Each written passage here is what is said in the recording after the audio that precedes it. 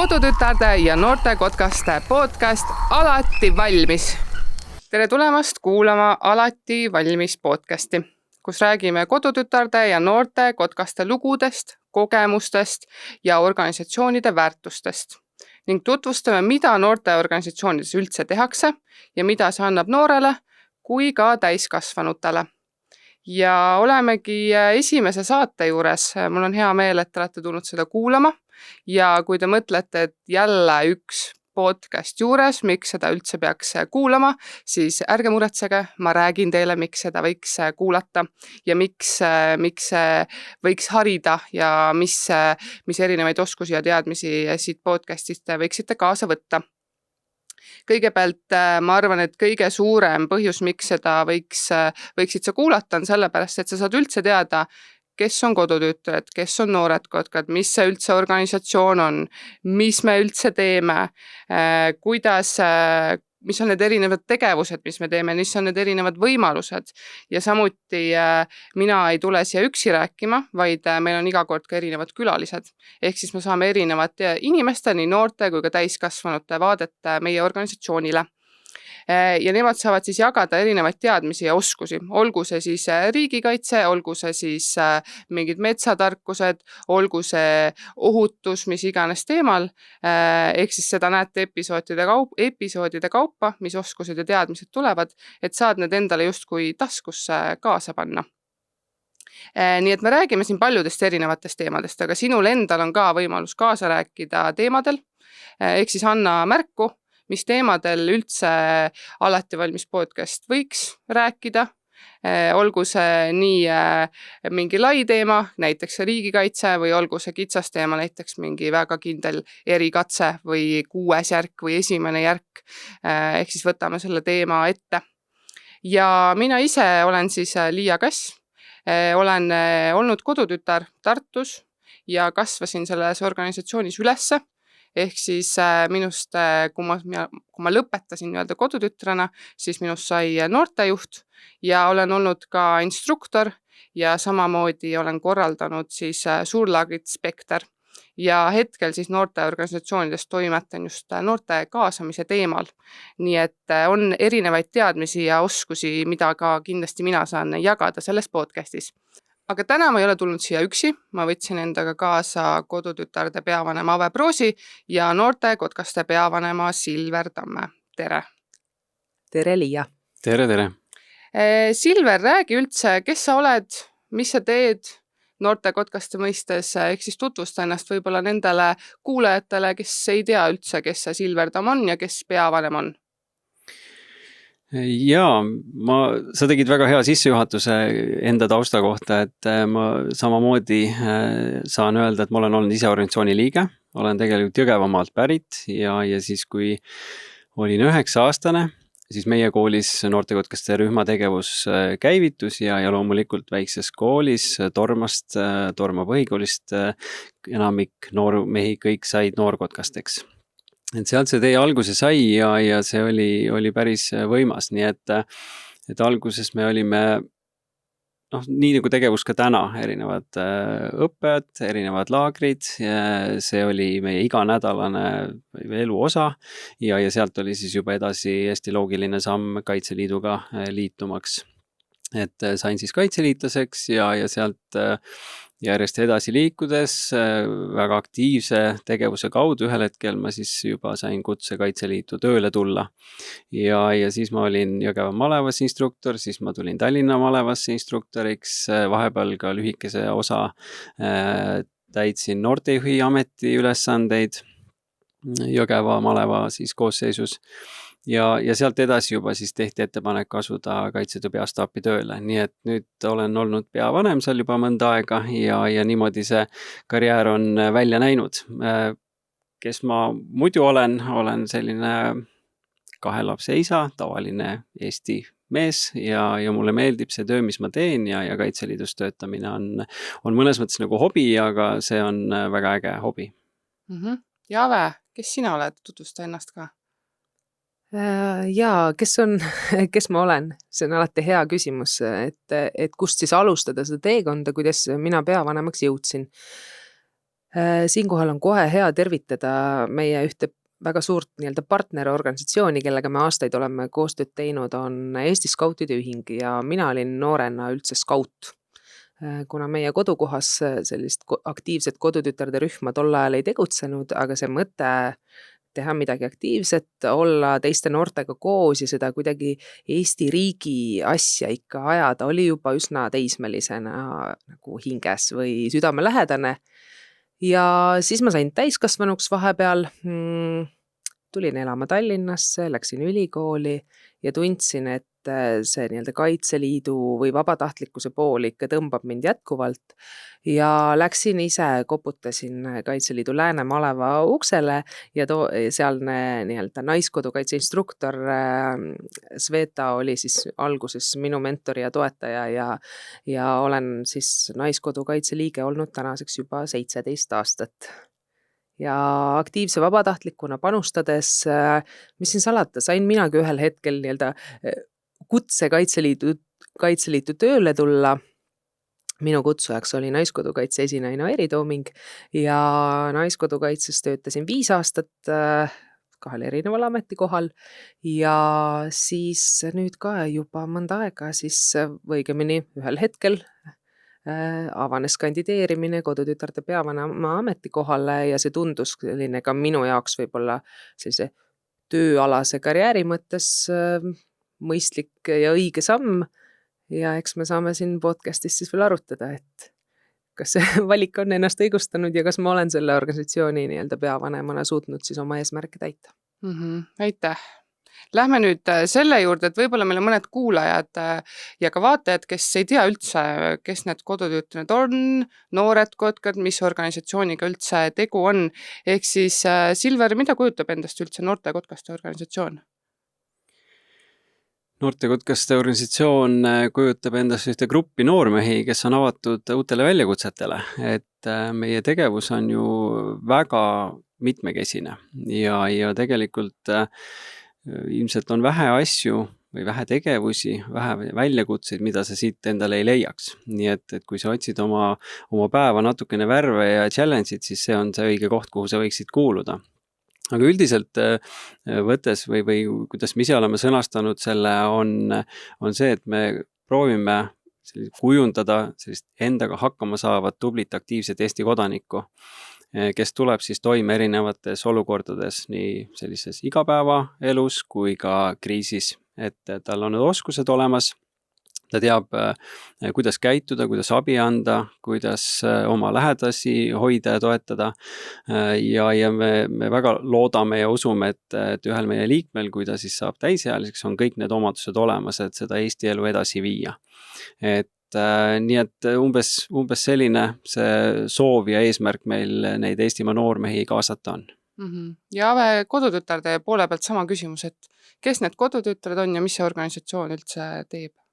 See on väga hea, et see Silveri käest esimesena küsisid, ta rääkis selle põhiolemuse võib-olla, et mida see organisatsioon ühe noore jaoks nagu annab ja pakub ära, et meil on siis soopõhised organisatsioonid, kui noortekotkaste ridadesse kuuluvad poisid, meil on siis tüdrukud. Ja lisaks sellele iseendaga hakkama saavale ja tõesti aktiivsele kodanikule, keda me siis loodame ühel hetkel, kes siis siit meie organisatsioonist välja lendab, on meie organisatsioonil väga selge ja selline hea võimalus võib-olla või eelis võrreldes võib-olla mõne muu organisatsiooniga pakkuda ka sellist spetsiifilisemat ja suunitletud riigikaitsealast tegevust. Meil on väga head koostööpartnerid ju Kaitseliidu ja Naiskodukaitse ja kogu valitsemisala toe näol. Ehk siis see selline riigikaitseline pool kindlasti on see meie tugevus, mis siit annab veel eraldi nii paljudele noortele sellise erilise võib-olla oskuse ja teadmise kaasa. Nüüd, kui natuke oleme aru saanud, mis need organisatsioonid on, siis on meil noored, meil on noortejuhid, kes on vabatahtlikult, teie olete palgalised töötajad. Ehk siis, Silver, natuke räägi, mis tööd see peavanem üldse teeb? Ja peavanem koos oma siis meeskonnaga, need on siis palgalised ja need vabatahtlikud juhid, proovivad siis neid noori parimal viisil kaasata, aga mis on siis palgalise koosseisu, keda siis minu nii-öelda struktuuriüksus või organisatsioonis on 20 inimest, meie ülesanne on luua vabatahtlikele nii-öelda parimad tegutsemistingimused, et nemad saavad siis noortele seda väljaõpet läbi viia. Et meie ülesanne on siis tagada kõik vahendid, eelarvelised vahendid kui transport, toit, ruumide rent, kõik muud sellised asjad, kontrollida, et dokumentatsioon oleks korras, nii nagu on nõutud ja et need väljaõpped, mis me teeme, oleks siis ka maksimaalselt ohutud ja hästi läbimõeldud ühe noorliikme jaoks. Nii et palgalise koosseisu ülesanne suures plaanis on siis tagada tingimused, et vabatahtlik noortejuht saab oma noorterühmaga väljaõpet korraldada. Ja me siis tõesti oma 20 inimesega üle Eesti tegutseme ja neid juhte, keda me siis toetame, on suurusjärgus meil 400 juhti. Et siis me kõik 20 proovime neile siis selle toetuse pakkuda maksimaalsel määral. Ave, sinult küsin, ma arvan, igipõhise küsimuse, et mis vahe on siis kodutütardel ja noortel kotkastel, kui me selle soo välja jätame, ehk siis mis on põhiline erinevus?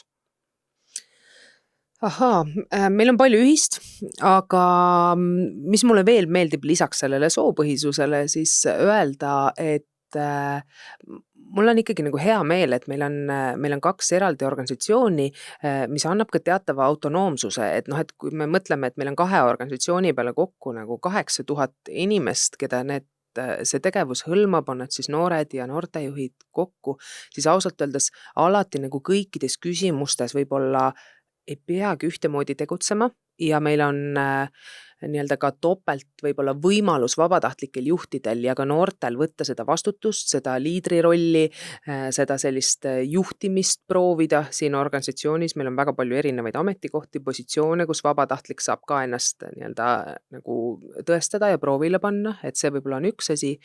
Ja kodutütarde poolt kindlasti, et kui me räägime naised riigikaitses teemal, siis me saame ja nii-öelda ka peame ja oleme eesmärgiks võtnud võib-olla spetsiaalselt keskenduda ka siis nagu tüdrukute ja naiste teema nagu jõustamisele ja võib-olla sellise naiste selline toetatud sisenemisele riigikaitsesse, see kõlab võib-olla natuke nagu keeruliselt ja kuivalt, aga et me saame seda kuidagi spetsiaalselt nagu käsitleda, et ja siis poisid saavad teha mingit muud oma asja samal ajal, kui meie mingite oma teemadega nagu tegeleme. Et väljaõppe mõttes tegelikult väga suurt vahet ei ole, aga sõltuvalt ka soopõhistest huvidest noortel me saame ka väljaõpet vastavalt kohendada ja me ei pea kõiki asju tegema ühtemoodi, et ma arvan, see autonoomsus on täna ka noored ise on välja toonud, et see on oluline ja neile meeldib mõningaid asju teha eraldi ja täna meil on võimalus seda pakkuda ja ma arvan, et see on selline hea tee. Aga Ave ütles ka, et mingid asjad on teil ühised justkui laual. Mis on need ühised asjad praegu laual, millega te koos tegelete, Silver? No praegu on meil kõige olulisem meie järguõppe nii-öelda rakendamine, et meil oli just märtsis siis meie mõlemate organisatsioonide keskkogud ja seal kinnitati ära uued järgukatsete koolitusnõuded. Ja nüüd seisab tegelikult ees nende samade katsenõuete rakendamine, et ega vastuvõtmine on üsna lihtne, tuled kokku, hääletad, kiidad heaks ja on otsus vastu võetud, aga et keegi peab need nüüd ka ellu viima. Nii et nüüd me tegelikult olemegi need üheskoos heaks kiitnud ja nüüd me katsume siis viia kogu oma liikmeskonna, poiste ja tüdrukuid kokku 8000, nagu kõlas juba, viia sellesse uude süsteemi, et seal tegelikult muutusid mõned asjad täitsa nagu radikaalselt, võiks öelda isegi. Et nüüd on vaja siis kogu süsteem selle uue õppekavaga viia kooskõlla ja hakata siis neid uusi katsenõudeid ja uut õppekava täitma. Nii et see on võib-olla praegu kõige olulisem selline väljakutse. Et eks siin taustal on veel erinevaid tegevusi, aga see on hetkel, et kuidas me peame tagama siis sellele liikmele, kes on tulnud siia midagi õppima, midagi omandama, et kuidas tema saab siis hästi sujuvalt hakata uues õppekavas nagu toimetama. Nii et hetkel on see kõige olulisem väljakutse. Me järgmises episoodis räägime ka natukene järgukatsetest eraldi, aga natuke lihtsalt tutvusta Ave seda nagu protsessi, et kuidas käib üks nii-öelda asja siis muutmine, et järgukatsed ju tegelikult olid väga pikalt samasugused ja nüüd alles hiljuti need muutusid radikaalselt, et kuidas see protsess üldse välja nägi? Ma arvan, et me ei ole kunagi nii pikaajaliselt ja nii laiapõhjaliselt oma organisatsiooni liikmeid kaasanud ühte muutmisprotsessi ja tegime seda teadlikult, kuna tõesti see järguõpe ehk siis meie selline baaskoolitus puudutab absoluutselt iga liiget, kes siin organisatsioonis on, kõiki noori, kui ka kõiki noortejuhte, kes siis peavad hakkama seda väljaõpet läbi viima meie noortele. Ja esialgu kutsusime kokku siis töögrupi, kõik eraldi järgu teemad, kõik valdkonnad, riigikaitse, matkatarkused, kõik loodusvaldkonna teemad, kehaline aktiivsus, ilmselt siin kõiki detailseid teemasid praegu ette ei loe, aga et igal valdkonnal oli oma töögrupp, kes siis üks selline 1,5 aasta vältel kirjutas, võttis ette olemasoleva õppekava ja hakkas siis vaatama, mida on vaja uuendada vastavalt siis muutunud võib-olla ka ootustele, millega meie organisatsioonid peaksid tegelema.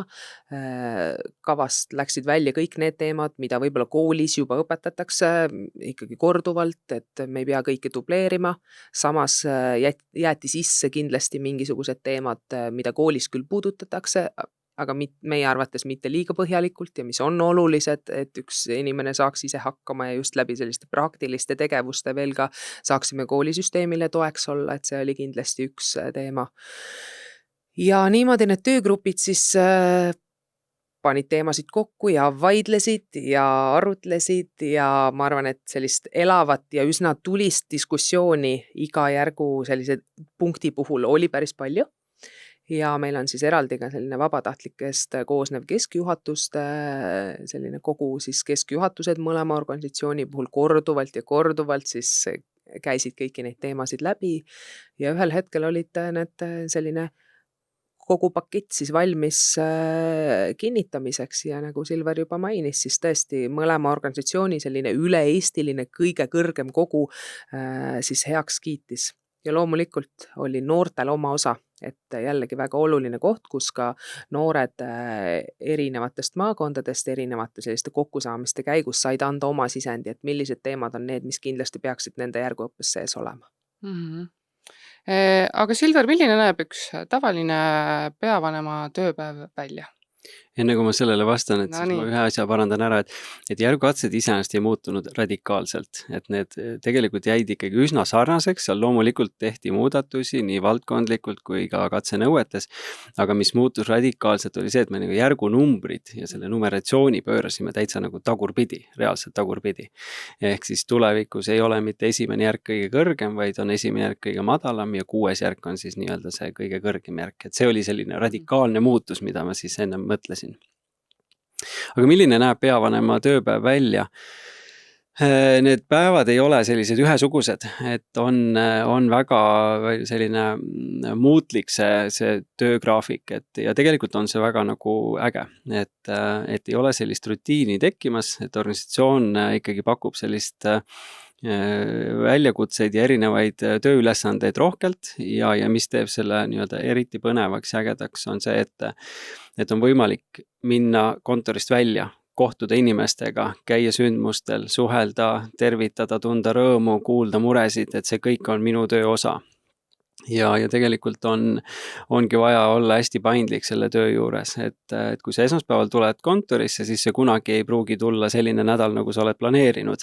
Et sellel organisatsioonil on sul alati midagi nagu lisaks pakkuda, nii et tuleb olla selline avatud ja kuigi nii-öelda meil töökord näeb ette jah, et ma justkui käiksin 8-5 nii-öelda nagu graafikujärgselt tööl, siis tegelikult on väga palju selliseid õhtuseid kohtumisi, nädalavahetustel käimisi, nii et tuleb olla selline hea planeerija ja suuta siis kõik asjad kuidagi oma päevaplaani ära nii-öelda mahutada. Aga jah, ega võib-olla ei oskagi paremini öelda, kui selline, noh, üldiselt on ikkagi ta nagu rohkem võib-olla kontoritöö, kirjavahetused, erinevate kordade väljatöötamine, juhatusele erinevate materjalide ettevalmistamine, pikemate plaanide, arengukavade koostamine, erinevad töögrupid, erinevate partneritega kohtumised, nii et see kõik mahub kuidagi selle tööaja sisse. Meil väga paljud nii-öelda Instagramis küsisid küsimusi ka. Me võtame need küsimused ette, mingitele oleme juba vastanud, neid ma uuesti ei küsi, aga vaatame, kus me jõuame. Ja alustan, Ave, sinust, et kas sa oled olnud ka noortejuht? Ei ole, ma kodutütarde organisatsioonis ei ole olnud, aga taaskord ma saan öelda, et mul skautide organisatsioonis oli oma rühm ja oma selline just nimelt nagu tüdrukute punt, et seal on selline organisatsioon, et tüdrukud, poisid mõlemad saavad kuuluda ja tõesti, mul oma tüdrukute rühm oli ja nad on jätkuvalt nii palju, kui ma tean, millega tüdrukud tegelevad, siis nad on äärmiselt tublid ja vahvad noored inimesed. Silver, sina ütlesid, et sina oled olnud noortejuht. Kuidas sulle meeldis olla noortejuht? Ma küll ei saa nüüd uhkustada, et ma olin selline hästi tubli ja klassikalises mõttes ametijuhendit täitev noortejuht, et ma tegelikult olin pigem selline infovahetaja. Siis kui me kunagi välja nii-öelda kasvasime ja saime täisealiseks, siis noortejuhti rühmal ei olnud, siis meie ülesanne oli vahetada informatsiooni malevast liikmeteni ja tagada, et siis sündmuste korral olid meie liikmed olemas ja said osaleda. Nii et ma ei saa öelda, et ma oleks kuidagi mingi väljaõpet korraldanud või olnud selline noortejuht, nii et ma küll justkui nagu täitsin seda rolli, aga teisalt ma ei võtnud seda justkui väga niimoodi, nii sügavalt ja nii täpselt, kui oleks pidanud. Aga milline on ideaalne noortejuht sinu arvates? Oi, palju meil aega on. Selles mõttes on noortejuht võib-olla, eks iga juht, kes meil on ideaalne. Selles mõttes on oluline, et meil on inimesed, kes tegutsevad ja toovad noortele selle õppe lähemale, aga see inimene peab tahtma tegutseda, et tal peab olema see sisemine soov ja tahe seda teha ja tal loomulikult peab olema ka aega. Et ma arvan, et kõik muud asjad on selles mõttes nagu õpitavad, et see sama, mida me tahame noortele õpetada, ei ole nüüd ei tea, mis tuumateadus, vaid need on nagu lihtsad asjad, mida mõnes mõttes, kui juht ei oska, siis ta saab õppida ise juurde ja kui ta ei saa õppida mingil põhjusel, siis ta saab kaasata inimesi, kes õpetaksid neid konkreetseid asju. Et ma ütleks, et see sama tahe ja see aeg panustada, need kaks asja on vaja enda jaoks läbi mõelda ja siis, kui sul on need asjad olemas, sa näed, et sul on suutlikkus, sul on tahet panustada ja sul on ka kalendris vaba aega, siis sa oledki ideaalne meie jaoks. Aga kuidas on olla nii kõrgel ametipositsioonil, Ave? See on väga hea küsimus, nagu Silver vist ütles juba alguses ka, et ta kardab kõrgust või see oli see ennem podcasti väike, tegime siin hääleproovi. Mina kõrgust ei karda, aga ma pean tunnistama, et see on selline vastutus ikkagi ja vastutuse see tunne õlgade peal ikka tahab sind kogu aeg nagu korrus allapoole nagu suruda ja see mõnes mõttes on väga hea, sest selline reaalsuskontroll organisatsiooni liikmete poolt on kogu aeg olemas ja sellist istun jõuda ja naudin kuskil oma kabinetis uhkelt olemist, sellist päeva ikkagi ei ole olnud. Aga muidugi, ma arvan või õigemini tunnen ise, et see, mida ma teen, on minu jaoks oluline. See on minu kuidagi elu osa juba mõnda aega ja võib-olla sellepärast ei ole see nii-öelda ma ei võta seda kui nagu kõrget positsiooni. Seda, et peavanema ametikohti ongi Eestis ainult 2 tõesti. Ta on eriline. Ma arvan, et kogu see organisatsioon on eriline, aga see amet on ikkagi vastutus ja tööd on palju, et ma arvan, et ühest küljest on see justkui unistuste amet, aga teisest küljest peab ka selleks ikkagi valmis olema, et see sellist pingelanguse hetke väga palju pole. Silver, kuidas sul on tunne olla nii kõrgel ametipositsioonil? ma just läbisin ühte õppeprogrammi, Kaitseressursside Amet korraldas siis Kompassi sellist programmi ja seal olid erinevad juhtimisstiilid ka nii-öelda arutlusel, et juhte on ka erinevaid, et ühed, kes tahavad olla nii-öelda seal hierarhia otsas on ju ja siis kõik on tal seal alluvad, aga on juhte, kes tahavad olla võib-olla ka oma inimestega nagu samal tasemel, siis ma ei ütleks, et see on nii-öelda kõrgel ametikohal olek, vähemalt minu puhul, vaid ma tahan ollagi oma inimestega nagu kuskil samal tasemel, et kui ma lähen sündmusele, siis ma tahan näha neid noorkotkad ja nendega ka juttu rääkida, mitte et keegi vahendab mulle nende informatsiooni ja siis keegi ei tohi minu poole pöörduda. Vahel mul on tunne, et seda kuidagi nii võetakse, sest kaitseväelaslikus nii-öelda süsteemis see on loogiline, et sa ei pöördu, ma ei tea, kõrgema ülema poole otse on ju, vaid sul on mingid vahetasemed. Aga minu jaoks on oluline see, et ma ei oleks kuskil kõrgel üksinda, sest mul seal kõrgel üksinda ei ole tegelikult suurt midagi teha. Mul läheb seal üksikuks, igavaks ja ma tahan olla inimestele palju lähemal, kui võib-olla inimesed või liikmed seda oskavad isegi arvata. Et nii, et ma ei tahaks öelda, et see on kõrgel positsioonil olek ja nii nagu siin Ave ka nimetas, siis loomulikult see vastutus lasub justkui juhil, aga tegelikult ma tahaks, et kõik saavad aru, et nende panus on oluline ja kõik need väiksed teod, mida teeb üks noorkotkas või noortejuht, see on ülimalt tähtis Eesti riigi jaoks ja Kaitseliidu jaoks, nii et me oleme selles töös koos ja ma ei taha, et ma oleks kuskil üksinda kõrgel. Te olete olnud erinevat aega pikkuse mõistes peavanemad, Silver natukene kauem, Ave natukene vähem, viisakas vist aastatest ei ole rääkida, aga mis on see esimene asi, kui te tuletate meelde, mis te tahtsite teha peavanematena? Et said peavanemaks Silver ja mõtlesid, nii, see on see muutus või see on see asi, mida ma tahan teha? Sellest on jah, mõned aastad juba möödas, kus mina sellele ametikohale sain, aga ma mäletan tegelikult seda, et ma tahtsin neid nii-öelda inimesi tunda, kellega me seda koostööd teeme siin. Ja mulle tundus, et see oli võib-olla asi, mida varem justkui nagu ei olnud nii väga väärtustatud. Et minu esimene soov oli, ilmselt on see loogiline, et iga juht, kui tuleb, siis ta tahab nagu tunda neid inimesi, tahab saada aru sellest süsteemist ja minu soov oli see, et ma jõuaksin kohe igale poole. Ja loomulikult sealt mulle tekkis arusaamine, et mingeid asju on vaja võib-olla muuta ja siis mul oli väga suur soov seda hästi kiiresti teha.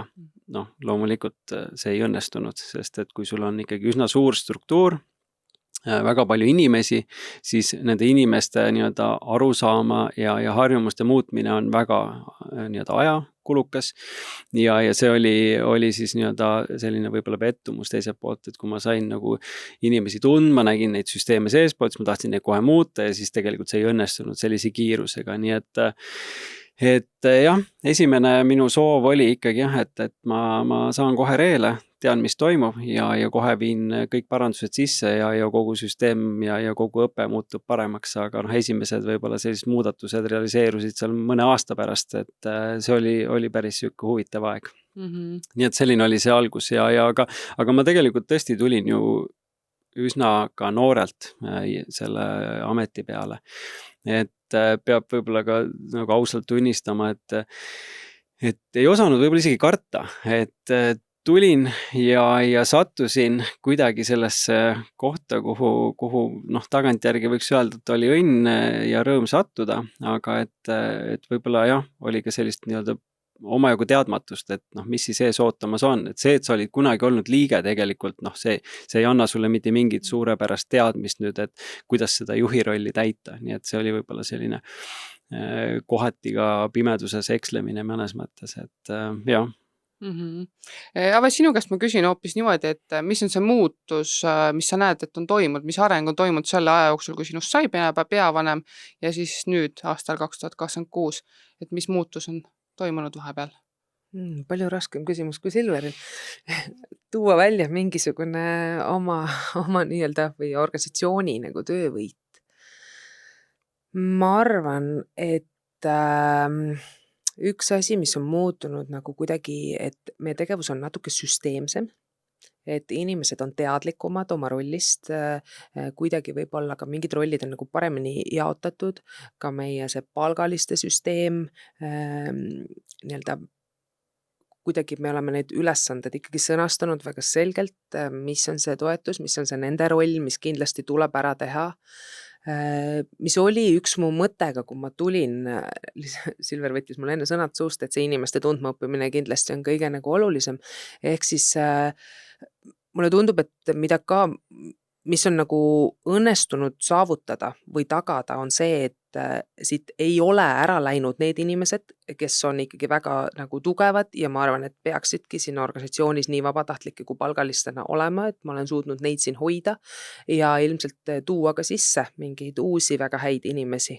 Et võib-olla selline kogu aeg see inimeste vahetus on meil ikkagi väga tihe nii noorte kui ka täiskasvanute puhul. Ja kolmas asi, ma arvan, mis on paremaks läinud, on selline teadlik kommunikatsioon ja väljapoole kuvamine, et istumegi täna ju ka alati valmis podcasti salvestusel, et võib-olla sellised asjad, et mu üks mõte oli see, et tegelikult mul oli natuke nagu võib-olla mitte kahju, aga ma täna saan ka aru, et kõiki asju ei jõua teha, aga see, et väga palju head tööd, mida siin organisatsioonides tehakse, ei jõua tegelikult väljapoole. Ja võib-olla see oli üks selline valupunkt või mida ma mõtlesin, et ma proovin kodutütarde organisatsioonis nagu kuidagi teadlikumalt ka nagu lükata edasi. Küsimus natuke lihtsama küsimuse ave kohe sinult otsa, et mis on su lemmikmälestus peavanemana? Mis on esimene mälestus, mis tuleb? Ma arvan, et mu selline hästi palju suuri üritusi on olnud, kus tõesti tunned, et süda rõõmustab ja pisarad voolavad, aga ma ei tookski neid välja. Ma tooks välja võib-olla mõned sellised üksikud seigad kohtumiselt noortega. Mõni selline just väikese grupi laager, kus ma näen, et need juhid, kes panustavad ja need noored on päriselt rahul ja nad tulevad ja ütlevadki, et nii tore ja meile nii meeldib ja me saime jälle need 5 uut asja nagu teada.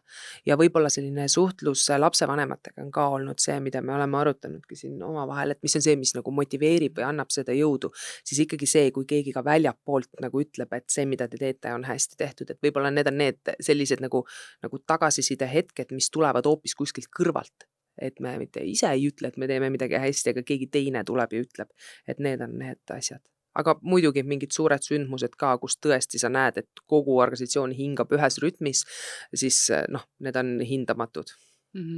Silver, mis sinu lemmikmälestus on? Enne kui ma mälestuse juurde tulen, siis ma lisaks Ave sellele loetelule ühe asja juurde, mis on olnud see areng, on ju. Et kuna ma olen võib-olla olnud pisut kauem, et siis ma ütleks niimoodi, et me mingil hetkel ikkagi siin algusaegadel, kui ka mina sain peavanemaks, me tegime seda enda jaoks. Mõnes tulime kokku, tegime ägedaid asju, ise tundsime rõõmu, ise korraldasime ja pärast patsutasime endale õla peale, ütlesime hästi tehtud.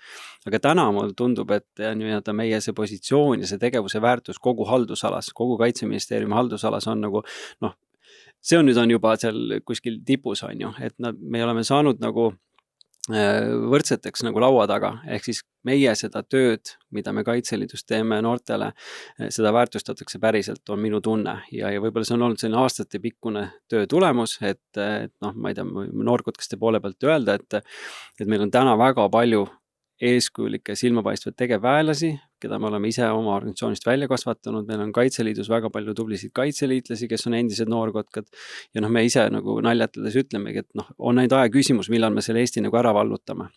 Et ma arvan, et see on olnud selline hästi suur areng, et meid võetakse päriselt kui sellist võimet inimesi süsteemi kuidagi nagu sisse tuua ja võimet seda Eesti vastupanuvõimet ka siis kuidagi parandada läbi oma liikmetele antav õppe. Ja küsimus oli nüüd siis lemmikmälestus, jah. Neid mälestusi on palju, aga võib-olla originaalselt midagi siin lisada on raske. Et need samad kohtumised tegelikult noormeestega, noorkotkastega ja see nende rõõm sellest, mida me pakume neile ja kui nad saavad siit uusi teadmisi, oskuseid ja jätkavad ka riigikaitses panustamise suunal, siis see on ju puhas rõõm minu jaoks ja ma usun, et ka nende jaoks.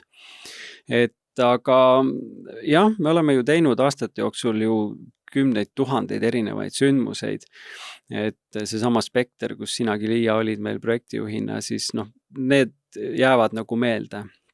või mõned aastapäevasündmused, kus me oleme mõnele noorkotkale või noortejuhile andnud üle tunnustuse ja see talle päriselt läheb korda, siis need on need momendid, kus me tunneme, et me oleme teinud midagi õigesti ja hästi.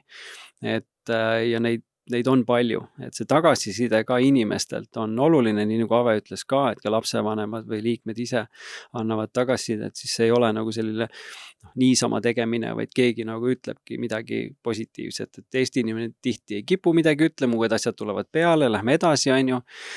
Aga kui see tuleb, siis tegelikult keegi vaevub korraks mõtlema, tagasisidestama ja ütlema mõne positiivse sõna, siis see on nagu ülimalt äge. Nii et ma ise proovin ka olla üha parem selles, et kuidagi inimesi võib-olla hea sõnaga teinekord meeles pidada, aga see on kuidagi vaja meil nii-öelda võib-olla süsteemselt ette võtta. Ja me ootame siis seda süsteemsust. Ootame ja muidugi, täpselt. Aga iga töö juures on plusse ja miinuseid. Ja vaatame korraks nendele miinustele ka otsa. Ehk siis Ave, mis on kõige raskem osa sinu töö juures? See, et oma elu ja nii-öelda ikkagi see pere, nii-öelda mitte, et pereelu tuleb pausile panna, seda kindlasti ei pea tegema, see on nüüd selline iseenese ja ajajuhtimise küsimus, aga ikkagi sõbrad ja sugulased peavad arvestama, et ma sinna sünnipäevale tihtipeale ei jõua ja midagi pole sinna teha, sest minu jaoks on mõni kodutütarde sündmus prioriteet, kuhu ma igal juhul lähen. Et see on üks asi. Ja võib-olla teise asjana veel välja tuua see, et ma ei jõua kõikide asjadega tegeleda nii süvenenult või kuidagi nagu teadlikult ja süsteemselt, kui ma tahaksin, kuna neid teemasid on laual tõesti. Hommikul tuled on meili postkast on üllatusi täis mõnikord ja need üllatused ei pruugi olla nagu meeldivad ja minu seda neid tõesti nädalaplaani või kuuplaani nagu toetavad.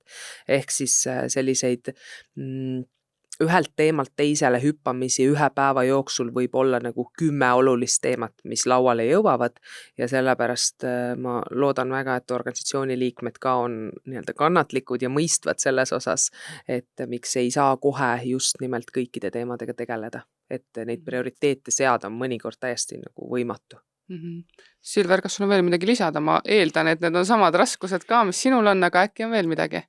Ma ühe asja võib-olla lisaks, et kui meil oli nagu mõlemad ütlesime, et need samad inimesed tegelikult on tohutu rõõm, siis mis mind vahel nagu kuidagi paneb üllatama, et me nagu oleme siin omavahel nagu konkurentsis ka, et meil nagu noortejuhid võib-olla vahel konkureerivad mingitel imelikel põhjustel. Et tegelikult ma ei saa sellest nagu täpselt aru, miks me seda teeme, et tegelikult on ruumi kõigile tegutseda. Meil on Eestimaal väga-väga palju noori, kes on veel kuidagi kaasamata või neil pole üldse noorsootöös mitte mingit nii-öelda kohta tegutsemiseks.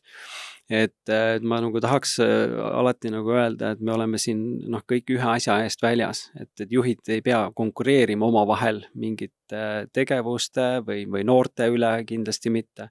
Et on ruumi kõigile, lepime kokku, kuidas me seda asja teeme. Ja et kõik saaksid siis kaasatud ja oma nii-öelda visioonid ja tahted ellu viia, et see on mulle selline, et ma väga hästi ei mõista, et miks me oleme vahel sellises konkurentsi olukorras oma vahel siin Eesti sees või Kaitseliidu sees, et selleks ei ole tegelikult mitte mingit tarvidust. Nüüd on 2 sellist justkui fakti küsimust või sellist, ma arvan, et lihtsamat küsimust selles osas. Esimese küsin Avelt, et mis vahe on noor kaitseliitlasel ja tavalisel täisealisel kaitseliitlasel? Ahaa.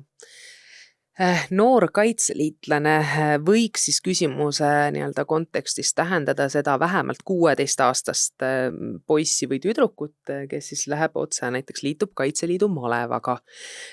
Ja see nii-öelda tavakaitseliitlane on siis täisealine, kellest saab juba ka Kaitseliidu tegevliige.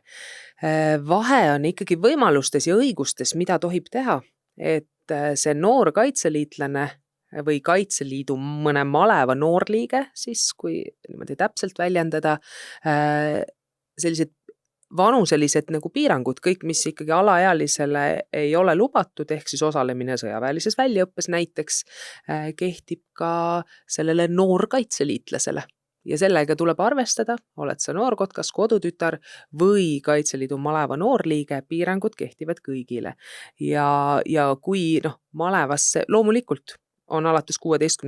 eluaastast soovi korral juba mõistlik ka selle noorkaitseliitlaseks või Kaitseliidu noorliikmeks saada, siis lihtsalt selle nii-öelda takistusega peab arvestama, et tõesti see väljaõppes osalemise nii-öelda erisus või piirangud on võib-olla kõige olulisem asi, mis ma välja tooksin.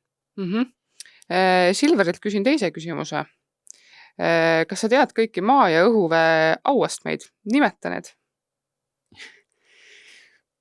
Nii, ma ilmselt tean, kui nüüd hakata kuskilt otsast pihta, aga ma ei tea, kas me võtame siin selle aja, et neid kuidagi järjestikku ajada.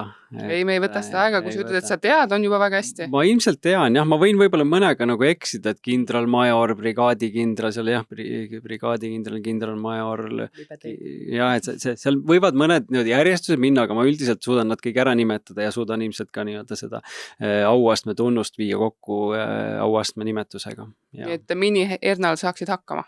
Ma arvan küll, ja ma ei usu, et ma ette jääks. Väga hästi. Siis veel on 3 küsimust on jäänud, mida siis meilt küsiti. Üks on, et millal tulevad üle-eestilised laagrid ja koondused, Silver? Üle-eestilised laagrid. Jah, selles mõttes on hea küsimus, et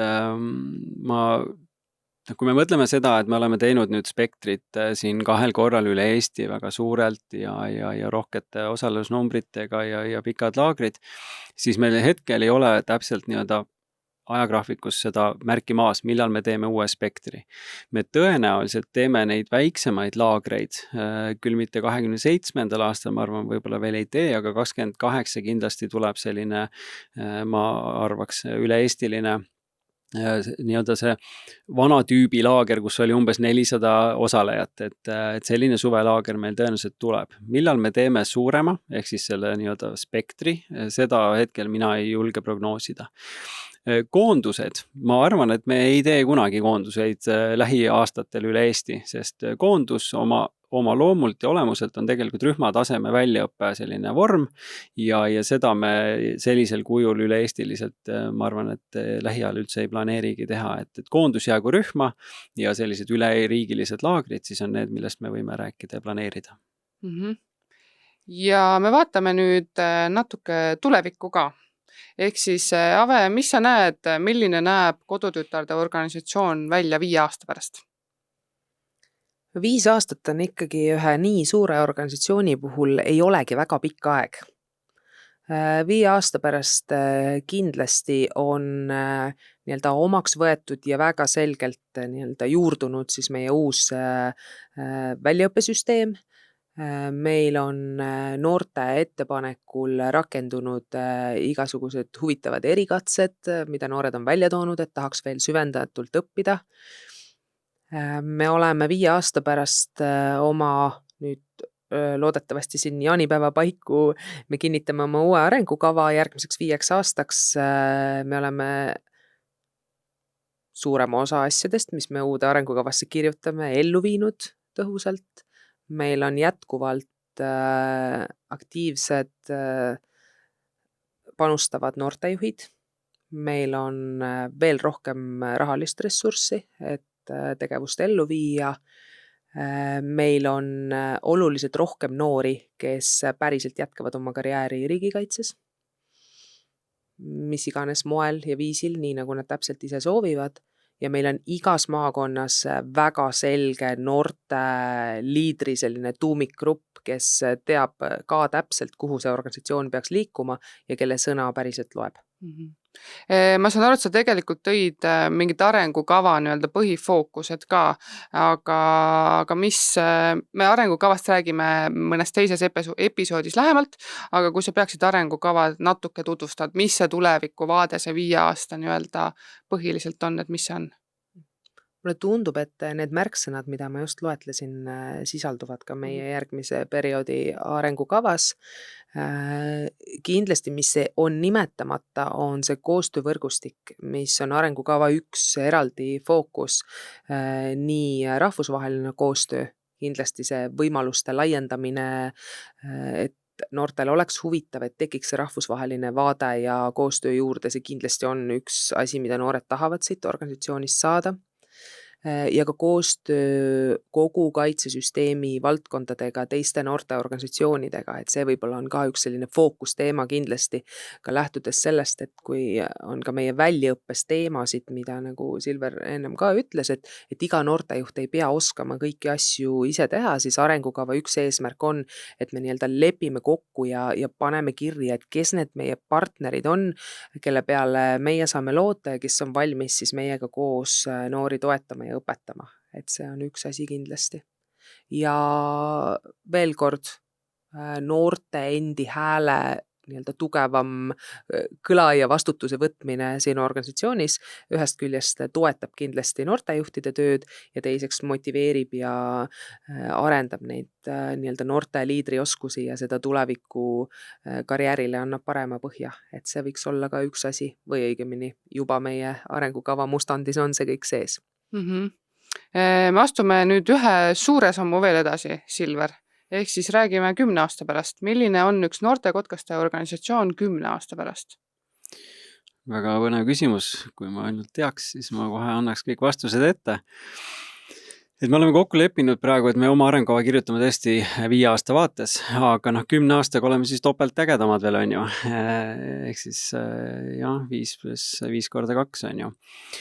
Aga ega ju täpselt ei oska öelda, mis see 10 aasta pärast tuleb. Nagu me näeme, siis kõik võib muutuda väga kiiresti ja väga lühikese ajaperioodi jooksul. Aga ma loodan, et me oleme 10 aasta pärast oma riigikaitset suutnud kuidagi kas või inimeste kaudu teha tugevamaks. Ehk seesama, millest ma ka ennem rääkisin, et meie noored võtavad siis selle riigikaitse rolliga tulevikus, siis need täna liitujad on sisuliselt siis ju 17-18 ja nad siis teevad elus juba täisealisena omad valikud ja me loodame, et see on seotud kuidagi riigikaitsega või nad vähemalt on paremini valmis selleks, et kui on vaja tegutseda mingis kriisiolukorras, siis nad teavad, kuidas seda teha. Nii et see on üks asi, mida me kindlasti tahame siis järgmise 10 aastaga saavutada. Ja võib-olla teine üldine asi on ka selline digi ja võib-olla tehisaru kasutamine. Et minu jaoks on see hästi oluline ja selline südamelähedane valdkond, et me oma noortekodus kodulehel ka on seal üks selline bot Riho, kes üritab inimesi aidata kõikvõimalike noorkotkalike teadmistega. Et ma loodan, et me suudame nii-öelda täna sellest olukorrast, kus me oleme hästi palju paberil ikkagi tegemas, võib-olla lapsevanematega suhtlemas, me oleme siis 10 aastaga teinud tohutu hüppe ja kõik see on jäänud nii-öelda ajalukku. Ja igal noortejuhist me ilmselt ei saa kunagi üle ega ümber, nemad loovad ju väärtust ja jäävad meiega alatiseks. Et iga noortejuhil võiks olla oma nii-öelda tehisaru nõunik või kes talle valmistab mingeid asju ette, piisab ainult laulsuda oma idee ja sul on kõik asjad olemas. Et miks mitte, 10 aastaga me oleme nii-öelda loonud sellele juhile nagu nii hea tegevuskeskkonna, et ta lihtsalt tuleb ja need asjad kuidagi sellest ideest või tahtest saavad juba nagu kõik dokumentatsioonid ja taotlused ja plaanid valmis. Et see oleks selline võib-olla isegi võib-olla mõneti nagu utoopiline, aga miks mitte? Täna on ilmselt need asjad olemas, me peame need kuidagi hästi ära pakendama. Me hakkame vaikselt otsi kokku tõmbama, aga kas te sooviksite veel midagi kuulajale öelda, enne kui pakime kokku Ave? Jaa, ma arvan, et kõik inimesed, kes satuvad seda alati valmis podcasti kuulama ükskõik millisel hetkel, ükskõik millises nagu eluetapis, ükskõik millises vanuses, sõltumata soost, siis ma tahan päriselt julgustada ja öelda, et kõikidel inimestel on Kaitseliidu noorteorganisatsioonides oma koht ja oma roll ja oma võimalus panustada ja neid ma ei jõua kõiki võimalusi siin praegu ette vuristada, aga tõesti ka sellised alates tööampsudest lõpetades päris noortejuhi karjääriga ja ka loomulikult noorliikmena tulla ja panustada, kaasa mõelda.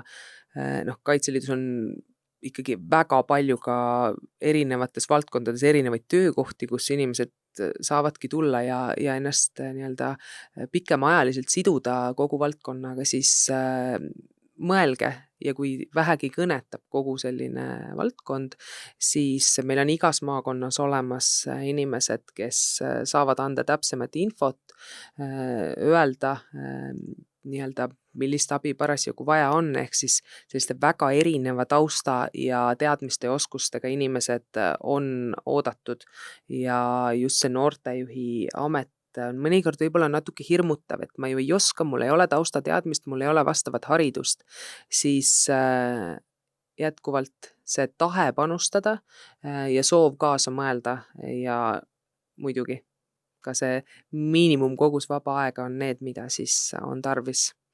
Nii et igal juhul meie uksed on avatud, meie piirnumbrid ja mahud ei ole täis, meil on nii-öelda tegevus kõigile. Olete teretulnud. Silver, soovid midagi veel juurde lisada? Ma soovin, et kõik oleksid alati valmis, nii nagu meie podcasti nimigi on ja kes veel ei tea, siis tõenäoliselt te kuulate seda kuskilt oma nutiseadmest, siis on selline äpp nimega Ole valmis ka, et laadige alla Ole valmis äppi ja soovin, et kõik kuulajad ja nende lähedased oleksid siis valmis. Et ma arvan, et see on üks parim viis inimesel nii-öelda kuulata ja mõelda ka, et kas ta siis nagu on päriselt valmis, et meie proovime need noored, kes meie juures on, paremini ette valmistada homseks või järgmiseks aastaks või täiskasvanu eluks, nii et olge meiega, tulge, tegutseme koos, nii nagu ma ennem soovisin, et ja tean, et Eestis ruumi on, meil on sihtgrupis ju 10% noori oleme me suurusjärgus kaasamas, nii et tööpõld on lai, tulge ja olge alati valmis. Panen siia otsa veel 3. üleskutse ka, ehk siis teil on võimalik ka kaasa rääkida, mis teemasid me siin arutame. Kui teil on mingeid mõtteid, kui tahaksid ise tulla siia rääkima ka mingil teemal, siis anna meile märku alativalmis.podcast@gmail.com või siis kirjuta meile Instagrammi. Ja uus episood tuleb juba 2 nädala pärast, nii et saad 2 nädalat seda kuulata ja siis juba tuleb uus episood uuel teemal, nii et näeme juba õige pea.